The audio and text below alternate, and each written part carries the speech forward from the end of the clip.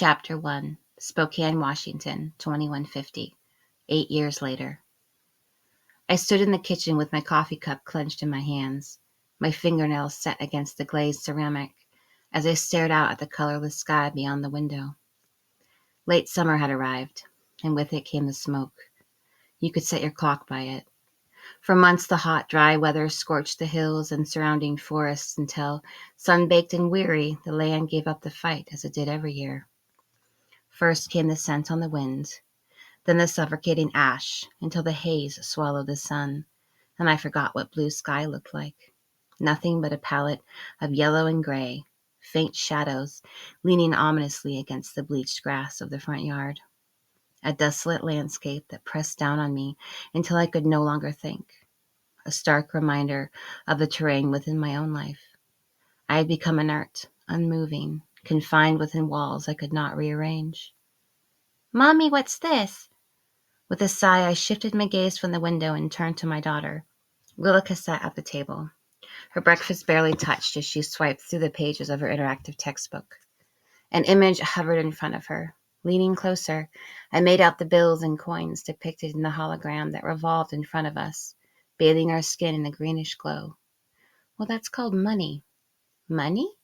She scrunched up her nose, the haunting gray of her eyes filled with questions. "Yes."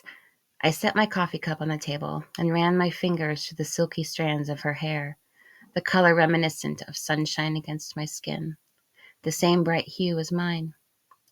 "You see, years ago, people used to be able to buy houses and cars, and they had businesses of their very own, like clothing stores and restaurants. Money is what they used to do that." She stared at the holographic image, her 4-year-old mind trying to comprehend the concept of ownership. "Well, why don't we do that anymore?" "Well, because we are one now. We don't need things like ownership. Those things only separate us." I found myself using the regurgitated slogan passed down through the years, displayed on digital billboards throughout towns and cities. They were the same words that slipped from the mouths of high government officials who ran our country, the rhetoric of unity and collective thought. But the statement felt so hollow to me.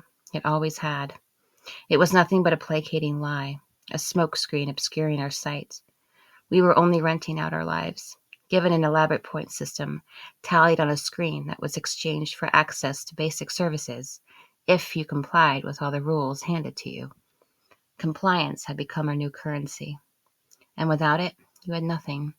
You became an outlier, people who refused to adhere to the rules. They were the radical thinkers, considered a threat to our society, stripped of their citizenship rights, and forced to live primitively on parcels of allotted land beyond the grid. And Domine was one of them. My heart stumbled, as it always did when he filtered into my thoughts like a hesitant whisper of longing, a reminder of a life I chose not to have. It had been almost 6 months since I had last driven up to the compound to drop off pilfered supplies of canned food. I tried to check in as much as I could, but my visits had become less frequent throughout the years, and I never stayed long. It was another of the many secrets I kept from my husband. "Hey, honey." I pushed the plate of food in front of Lilica and removed the book from the table, closing the thick polymer pages. "Why don't you finish up your breakfast? Mommy needs to be at the clinic in an hour, and you," I playfully bopped her nose with my finger, eliciting a wide grin from her, "you need to get ready for learning group." The white cement of the child care center towered above Lilica's tiny form as I watched her dash down the walkway and then come to a stop, holding up the ID badge she wore around her neck. The red beams of the scanner swept across her and the doors slid open, swallowing her up into the bowels of the building. A pressing weight always seemed to accompany these drop-offs, a gnawing unease that slunk through the corners of my mind. For the next 6 hours, she would be lost to me, systematically preened and whittled down to fit into the neat compartments of our society, and I was powerless to stop it. Taking a deep breath, I tapped the work button located on the screen console and leaned against the sleek leather seat, allowing the car to guide me smoothly back onto the road and toward my office.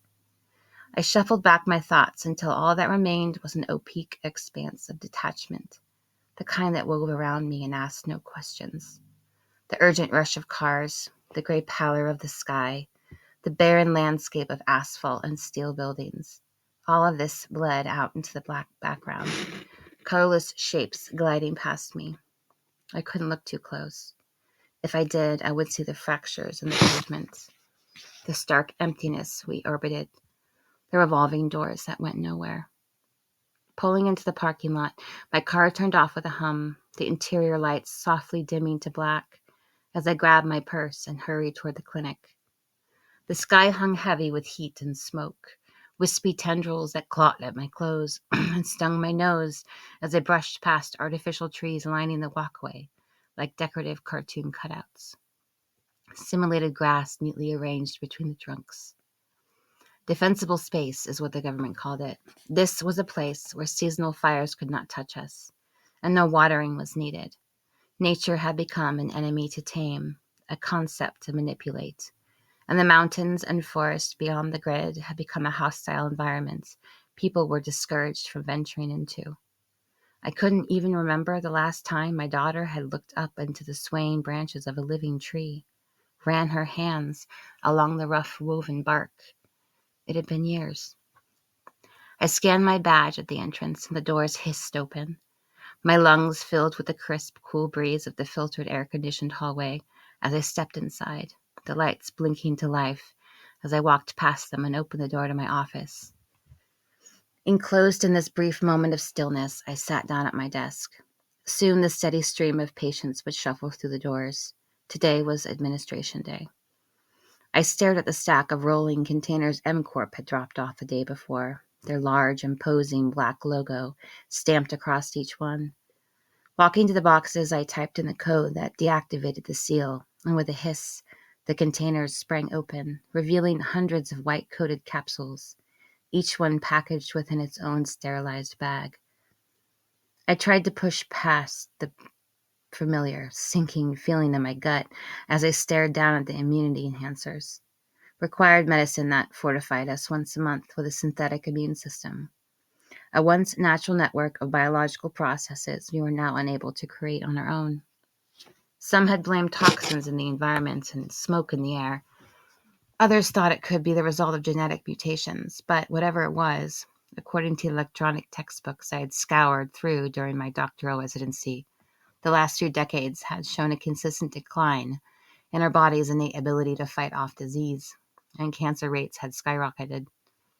But I knew these pills weren't working. People were still getting sick.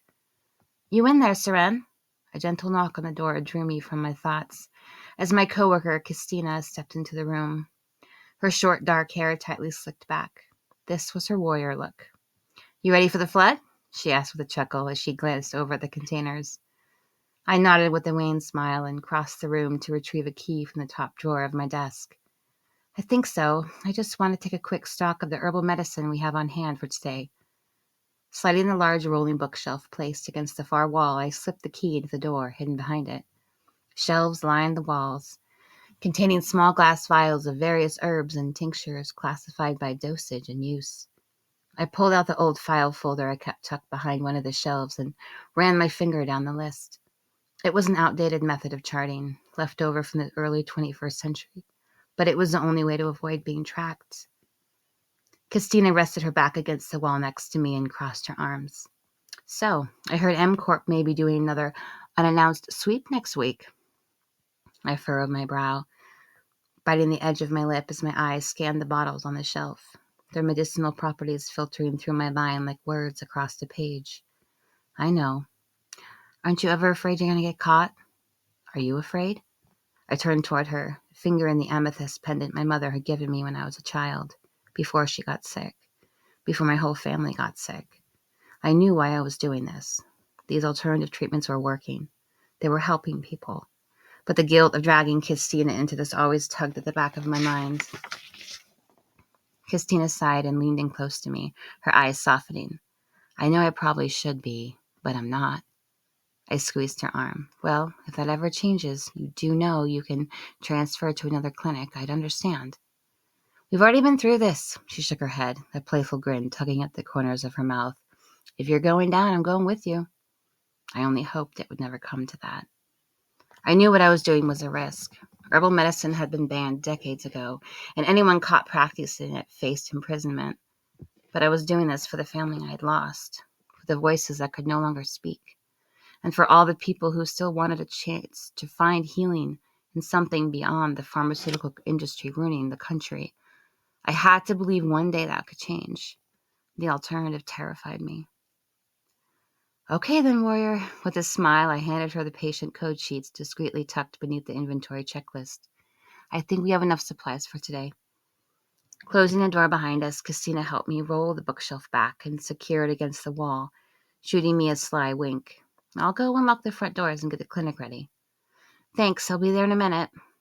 Taking a seat at my desk, I ran my fingers through my shoulder-length hair, which I had recently decided to grow out from the tidy angled bob I'd always worn.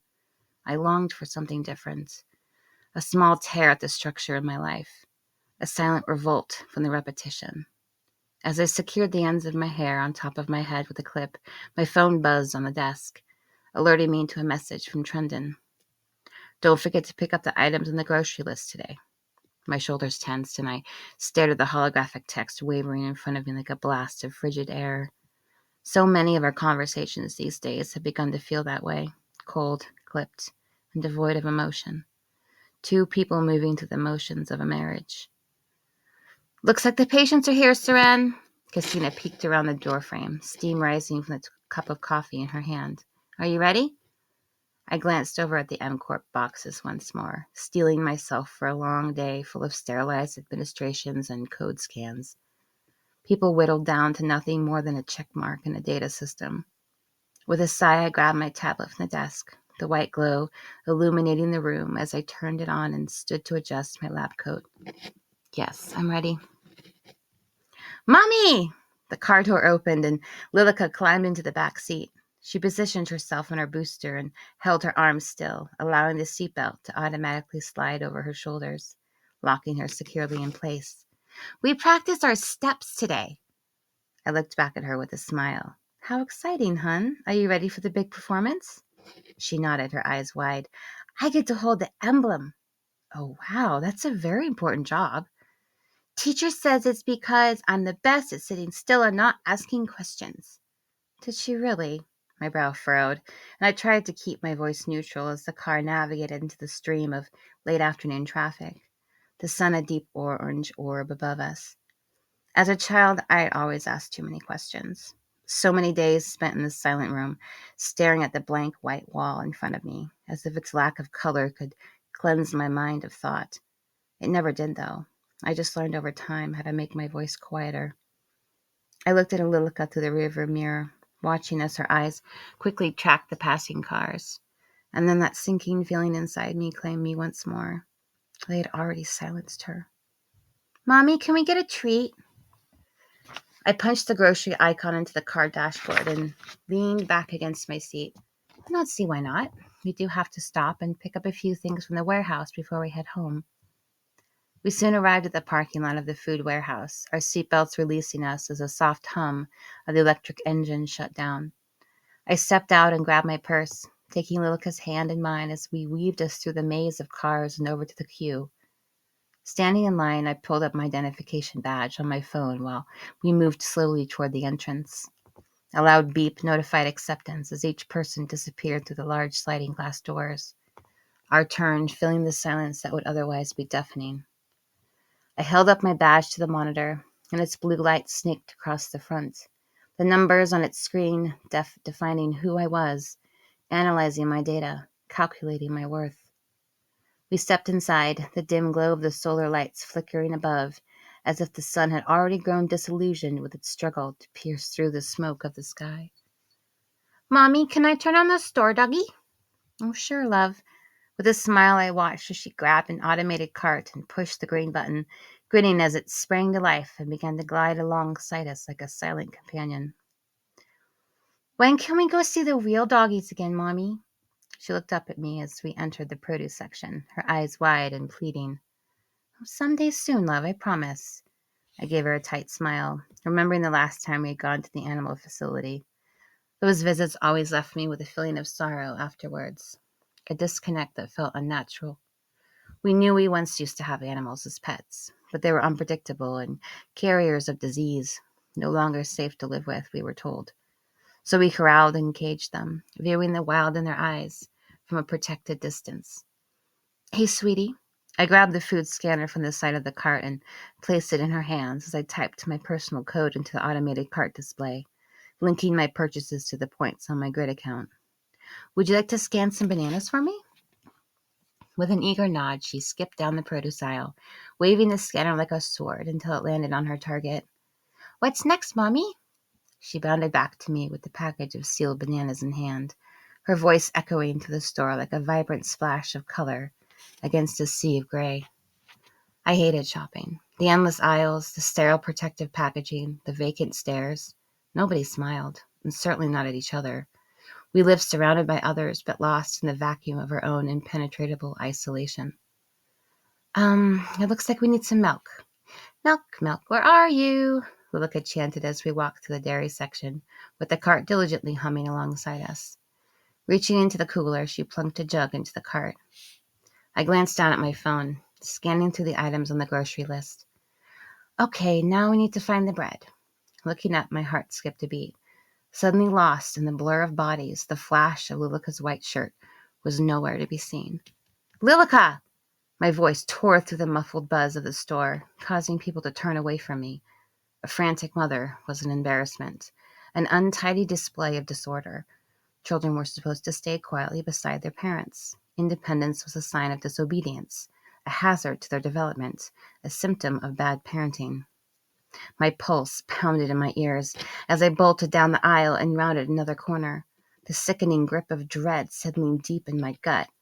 If someone were to report this, it would be a mark on my file, a warning I was an unfit mother. All it took were 3 civil notations of concern, and then the state would come in and swoop your child away, tucking them into the folds of their system and stripping you of your parental rights. It was a chilling reminder that nothing was ours, not even our own children. A wave of panic rose within my throat, a silent strangled plea that sucked the oxygen from my lungs as I spun my gaze around, moving from one aisle to another. And then I saw her, standing in the candy section, her eyes fixed on the dizzying array of choices in front of her. I released my breath in a long exhale and pulled her close to me, my limbs shaking. Don't run off like that, okay? But I wanted a lolly. Her eyes were wide and fragile, unaware of the danger that trailed behind her childlike innocence. I quickly grabbed a lollipop from the shelf and took the scanner from her hands, placing it in the cart as I looked up at the security cameras blinking above us. Let's get out of here, Lily. Let's go home.